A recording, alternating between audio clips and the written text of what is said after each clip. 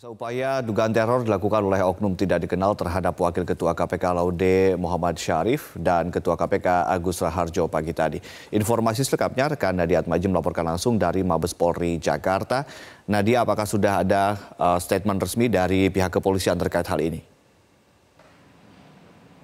Ya, ada pihak kepolisian dalam hal ini adalah Mabes Polri telah membenarkan adanya ledakan yang diduga merupakan bom terjadi di kediaman dari Komisioner KPK. Dalam hal ini ada dua Komisioner KPK, yaitu Ketua KPK Agus Raharjo yang terletak di kawasan Bekasi dan juga dari rumah Komisioner KPK Laude Syarif yang terletak di Kalibata. Selengkapnya kita akan menanyakan langsung kepada Karopenmas Brigjen Pol Dedi Prasetyo. Pak Dedi, kronologinya seperti apa Pak terjadinya ledakan di dua rumah Komisioner KPK? Jadi untuk yang di Jatiasi yang di Bekasi itu sekitar jam 05.30 lah. Jadi ketemukan ada benda yang menggantung di mana? Di pagar. Di pagar.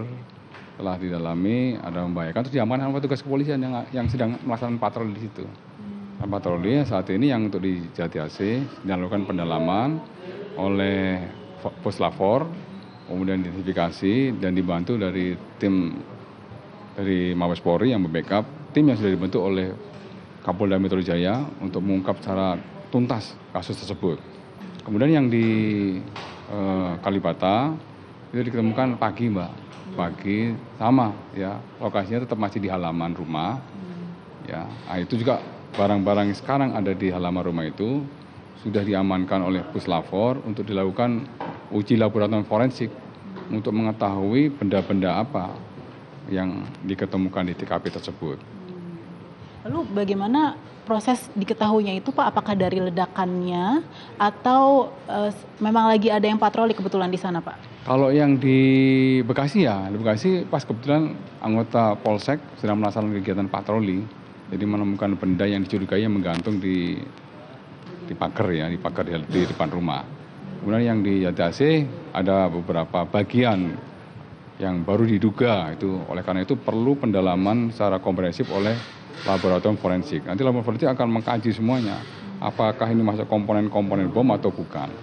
Seperti itu. Kalau yang di Bekasi tadi Bapak mengatakan pukul 5.30 pagi ya Pak ya. Kalau untuk yang di Kalibata apakah juga berselangnya tidak terlalu jauh atau bagaimana Pak? Yang di Kalibata baru diketahui sekitar jam 7 lebih ya, jam 7 lebih diketahui benda tersebut, benda mencurigakan tersebut baru dilaporkan kepada pihak kepolisian. Pihak kepolisian langsung mendatangi TKP, amankan status quo, kemudian melakukan sterilisasi, baru tim lapor masuk.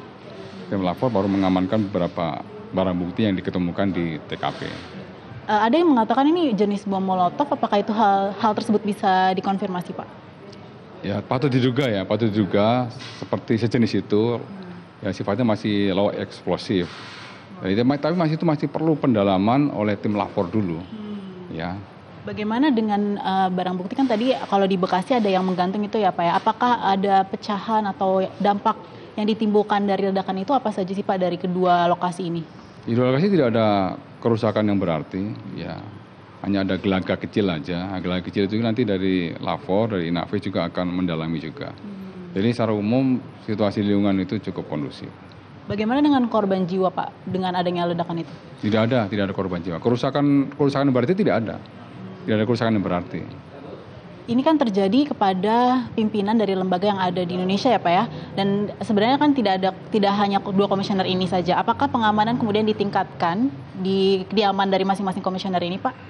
Pengamanan selama ini memang sudah ada yang tim yang melekat ya, baik pengamanan dari kepolisian maupun pengamanan internal dari KPK. Ya, demikian juga untuk Polsek ya secara berkala sudah melakukan kegiatan patroli. Contohnya yang di Bekasi yang menemukan pertama kali anggota Polsek. Sehingga ke Polsek bisa segera mungkin merespon ya benda ini benda mencurigakan. Oleh karena itu segera dilakukan sterilisasi, kemudian baru dilakukan pengamanan status quo TKP, baru barang-barang yang mencurigakan itu diambil oleh Gegana dan diserahkan lapor untuk dianalisa. Ini terakhir Pak, Densus 88 juga diterjunkan ya Pak. Ini bisa diindikasikan sebagai aksi terorisme atau bagaimana Pak? Enggak, jadi Densus ini ya merupakan personil-personil yang memiliki kualifikasi dan kompetensi ya dalam menganalisa dan mengungkap suatu peristiwa yang kaitannya atau patut diduga itu menyangkut masalah bahan peledak. Ya, jadi pengalaman success story-nya Densus itu sangat boleh dikatakan akan mensupport tim yang dibentuk oleh Polda Metro dalam rangka untuk bekerja secara efektif dan efisien.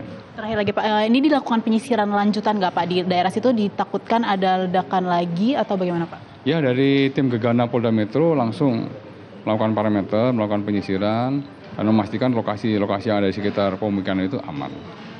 Terima kasih banyak Pak atas waktunya. Itulah tadi penjelasan yang lebih lengkap yang diberikan oleh Brigjen Pol Dedi Prasetyo. Kendati demikian terkait dengan perkembangan lebih lanjutnya masih dilakukan investigasi lebih lanjut dari tim yang telah dibentuk oleh Polda Metro Jaya.